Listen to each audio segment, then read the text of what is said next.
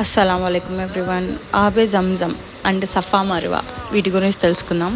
హజరత్ ఇబ్రహీం అలైహిస్సలాం గారికి అల్లా తన కలలో తన కుమారుడిని మరియు తన భార్యను కొండలలో వదిలేయాలని ఆజ్ఞాపించారు. ఇబ్రహీం అలైహిస్సలాం గారికి మొదట భార్య అయిన సారాకి పిల్లలు కలగలేదు. ఆయన రెండవ భార్య అయిన హాజిరా గారికి ఒక మగ పిల్లవాడు కలిగి ఉన్నాడు. ఆయన పేరు ప్రవక్త ఇస్మాయిల్ అలైహిస్సలాం.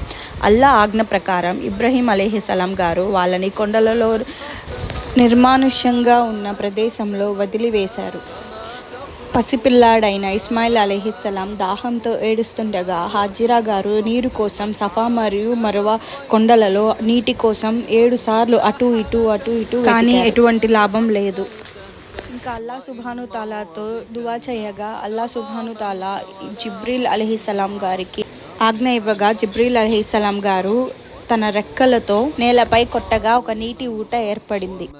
ఇలా హాజిరా మరియు ఇస్మాయిల్ అలైహిస్సలాం గారు దాహం తీర్చుకున్నారు. ఇలా సఫా మర్వా కొండలు, ఆబే జంజం బావిని కూడా చూడొచ్చు. ఉమ్రా, హజ్ ఇలా వెళ్ళినప్పుడల్లా మనం ఇలా సఫా మర్వా కొండల దగ్గర పరిగెత్తడం అయితే జరిగిద్ది అనమాట 7 సార్లు. అండ్ ప్లస్ మనకి జంజం బావి కూడా అక్కడ కనిపించిద్ది. ప్లస్ జంజం వాటర్ కూడా తాగొచ్చు, ఇండియాకి తెచ్చుకోవచ్చు కూడా ఇన్షాల్లా.